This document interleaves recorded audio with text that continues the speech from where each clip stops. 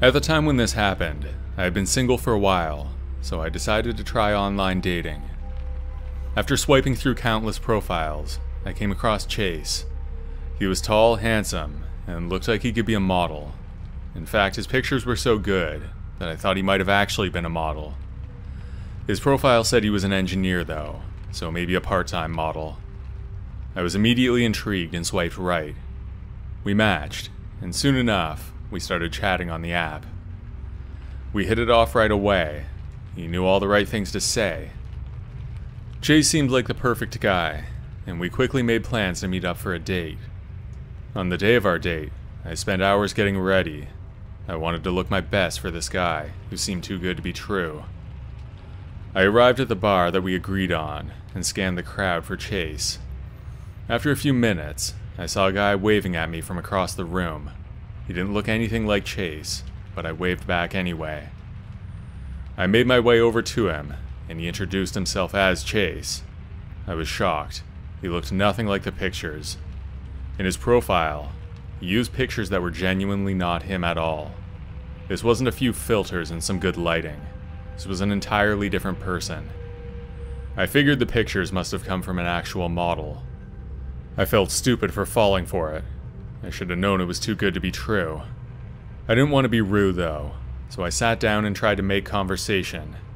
It was clear that there was no chemistry between us, and the date was awkward from the start.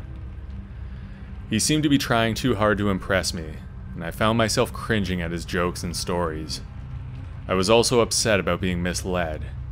There was a tension between us, because we both knew what he had done, and neither of us was talking about it. After half an hour, I knew I had to end the date. I thanked him for his time, and told him that I had to leave. That's when things took a turn for the worse. Chase threw a fit in the bar. I left, but he followed me. He started berating me for rejecting him, and accused me of wasting his time and being shallow, among other insults. I was taken aback by his reaction, and felt scared as he followed me down the street. He was acting like I was the one who wronged him, when he actually catfished me. It was the ultimate gaslighting. I tried to ignore him and walk away, but he kept yelling at me. He was becoming more and more aggressive, and I started to worry about my safety. I was about to call the police when a patrol car drove by. Chase saw the car and ran away. He was just in time, because I was about to flag the cop down. I was shaken up by the whole experience, and decided to delete my Tinder profile. I couldn't believe that someone I had never met before could be so volatile and threatening. He completely tricked me, and got mad at me for pretending it was not all good. That guy had a twisted mind to think like that. The creepiest thing is that I downloaded Tinder again 6 months later. I kept seeing that same profile coming up with the model pictures. He was still at it, tricking women, and probably treating them the same way he treated me. He didn't even bother to change the pictures. When I saw that, I reported him to Tinder. They took down the profile, but who knows how many others he has. Whenever I meet someone now, I always ask for a selfie before we meet. That way I can at least make sure that I'm meeting the person in the pictures. Doesn't necessarily mean he won't be a creep, but it's something.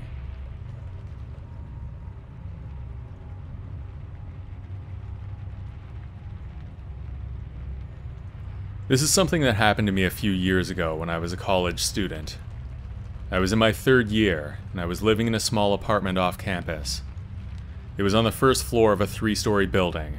I had my own room, and a flatmate who I didn't really get along with. We had been friends in the past, but we had a falling out. I lost most of my friends because of it.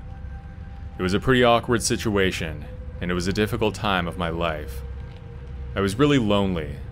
One day, I decided to try out Tinder, hoping to meet new people, or maybe even find a boyfriend. But I would have been open to just making friends. I swiped through a few profiles before matching with a guy named Ryan. He seemed nice enough in his profile. He actually did a decent job of filling it out. Most people don't even bother. He sent the first message, and we started chatting. He asked me out on a date, and I agreed. I thought it couldn't hurt to give him a chance. For our first date, we agreed to meet at a coffee shop near campus. We talked for a while, But there wasn't really anything between us. I could tell he was interested in me, but I didn't feel the same way. After the date, I politely told him that I didn't think that we were a good match. A lot of people would just ghost, but I think it's fair enough to be upfront. He seemed disappointed, but didn't make a scene or anything. We were in a public place, so maybe that's why he behaved himself. Right when we were about to part ways, I saw a look in his eyes. It didn't alarm me at the time, but now that I look back, it was really unsettling. At first, everything seemed fine. I didn't hear from Ryan for a few days, and I thought that was the end of it. But then I started seeing him around campus more and more often. At first, I thought it was just a coincidence, but then I noticed that he seemed to be following me. I tried to ignore it, and hoped he would eventually get the message and leave me alone. But then one day, I was alone at home doing some homework. I was sitting at my desk, which was right next to my window. Out of the corner of my eye, I saw something through the window. I walked over to it and looked out. It was Ryan. He was spying on me in my room. I was horrified and immediately called the police. They came and talked to him, but there wasn't much they could do. Ryan denied that he was looking in my window and said he was just passing by. My window was just off a busy street, so it was somewhat believable to them. I knew the truth, though. After that happened, I was always looking over my shoulder. I felt like I was being watched all the time, even when I was in my apartment. I started to dread leaving the building. I was always worried Ryan would be waiting for me outside. One day I was on my way to class, and I saw him following me again. I tried to lose him in the crowd, but he kept getting closer and closer. Finally, I turned and confronted him. "What do you want from me?" I demanded. "I just want to talk to you," he said. "I don't want to talk to you," I said firmly. "Please leave me alone." He didn't say anything, but I could tell he wasn't going to give up that easily. I knew I had to do something to protect myself. I started carrying pepper spray with me everywhere I went, and I also took a self-defense class. But even with all those precautions, I still felt vulnerable. I didn't know how to make him stop, and I was afraid that things would only get worse. I confided in my mom and sister about the ordeal. They were in a different city, though. Finally, after weeks of feeling like I was being stalked, I decided to confront Ryan again. This time I was more forceful, telling them that I was going to call the police if he didn't leave me alone. To my surprise, he finally backed off. I didn't know what made him realize that he was wrong, but I was grateful for the peace of mind. I was able to go back to my normal routine without constantly looking over my shoulder. Looking back, I realized how lucky I was to get away without any harm coming to me. I know there are many people out there who aren't so lucky. But even though it's been years since this scary period of my life, I still can't forget the feeling of vulnerability that came from the incident.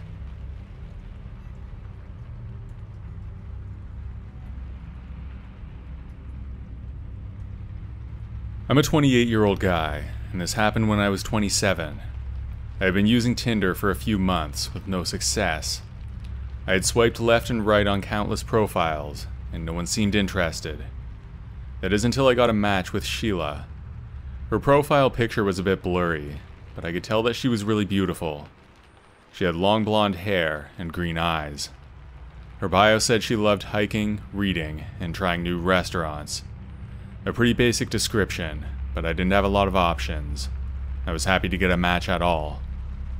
We started chatting on the app, and I was surprised by how well we clicked. Our conversation flowed easily, and we had a lot in common. After a few days of talking, I asked if she wanted to meet up. She agreed, and sent me a location where we could meet. I didn't think much of it, and I didn't even bother looking up the address beforehand. On the day of the date, I got in my car and followed my GPS to the location. As I drove, I eventually found myself out in the country. I was surrounded by wheat fields. There were not any bars or restaurants, so I was confused. I had expected to meet in the city, where there would be other people around. Instead, I found myself in a desolate area with no signs of life. The trees towered over me, and I felt scared. I tried to shrug off the feeling and kept driving until I reached the address. I pulled up to an old abandoned-looking house with boarded-up windows and a rusty fence surrounding it. My heart sank. I immediately knew something wasn't right. I started to panic and decided to turn back. I didn't know if Sheila was real or not, but I couldn't risk it. That house looked like it was straight out of a horror movie. As I made my way back to the city, I noticed a car following me. It was tailgating me and honking its horn aggressively. I tried to speed up, but the car stayed right behind me. It even bumped the back of my car at one point, causing me to swerve a little bit. I was so confused, but I kept driving. I was hoping the car would eventually turn around and give up. As soon as I reached the city limits, the car did turn around and sped off in the opposite direction. I let out a sigh of relief and pulled over to the side of the road. My hands were shaking and my heart was pounding. I was careful to make sure I wasn't being followed, so I didn't drive home right away. I circled the city for about half an hour, and then I pulled into a gas station parking lot.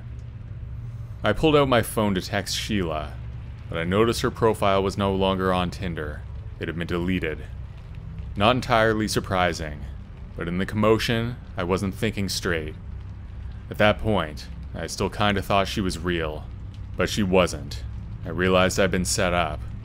The whole thing was a trap. My mind raced with questions.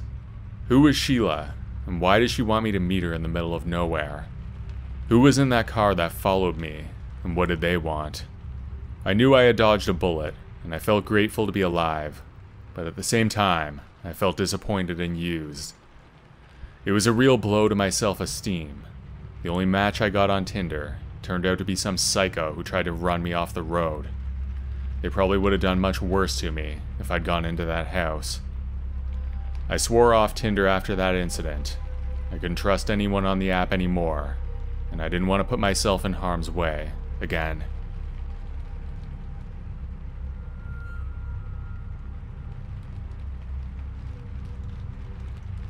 When I was 24, I downloaded Tinder for the first time. I wish it was the last time, but it wasn't. I got a lot of matches right away. One of them was Darren. Darren was charming and witty in his messages, and we quickly hit it off. He was a tall, muscular guy with short hair and a smile that could light up a room. We decided to meet up for drinks at a local bar in the city. When I arrived, I was a little nervous, but Darren put me at ease with his friendly demeanor. We ordered drinks and talked about our interests, our families, and our experiences on Tinder. Everything was going all right until we left the bar and started walking down the street. Out of nowhere, a man appeared and demanded our wallets and phones. He had a knife, and I froze in terror. But Darren didn't hesitate. He stepped in front of me and faced the mugger, his fists raised in a defensive position. The mugger lunged forward with his knife, but Darren was quick to dodge and counterattack. He threw the man to the ground. The mugger scrambled to get back up, and then he ran away with his tail between his legs. I suggested that we call the police, but Darren said it was no big deal. I insisted. I saw the man's face clearly. He was probably in his late 20s with a patchy beard and an old baseball hat. Darren was firm though. He refused to get the police involved. I eventually let the issue go. It was a terrifying experience, but Darren stepped up. I felt grateful and impressed by his actions, but I didn't really feel any romantic chemistry between us. I didn't say anything at the time though. He walked me home, close to my home, but I said goodbye a block or two away from my building, just to be safe. I could tell Darren was fishing for an invite into my place. He clearly wanted some action, but I wasn't into it. I didn't hear from Darren for a few days after that night, and I assumed he had moved on. But one day, I received a message from him asking me out again. I politely declined, explaining that I didn't feel a romantic connection, and I thought that would be the end of it. But Darren didn't take my rejection well. He started sending me angry and threatening texts. It was really horrible stuff, but I'm not going to get into specifics. I tried to reason with him, telling him that I had been honest, but he wouldn't listen. It was like he felt entitled. I thought that maybe since he protected me from that mugger, he thought I owed him something. I felt scared and uncomfortable, wondering if he was watching me or following me. I tried to ignore his messages, but they kept coming, each one more aggressive than the last. After a few scary days, the messages and calls stopped. It seemed like he'd moved on. I didn't know what that guy's problem was. He was 28 years old. I would have thought he'd learned how to deal with rejection by then. Whatever the case may be, I was glad it was over. The story doesn't end there, though. It was about a month later, and I hadn't heard from Darren. I was walking down the street on Saturday afternoon, and I saw Darren walking towards me on the sidewalk, and he was with another guy. They didn't see me, so I quickly slipped behind a building to hide. When they passed, I saw something that shocked me. The other guy with Darren was the mugger from our date. I was confused for a split second, and then I realized the truth. The mugger was a friend of his. He put him up to it so he could act like a hero. That's why he wouldn't call the cops. I watched nervously as they walked down the sidewalk. I was really hoping that they wouldn't turn around. I still wonder what he would have done if we ended up dating. He would have had to ditch that friend of his. Otherwise, I would have known what he did. I guess he didn't think it would get that far anyway. That guy had really bad intentions, and I'm glad my intuition kicked in when it did.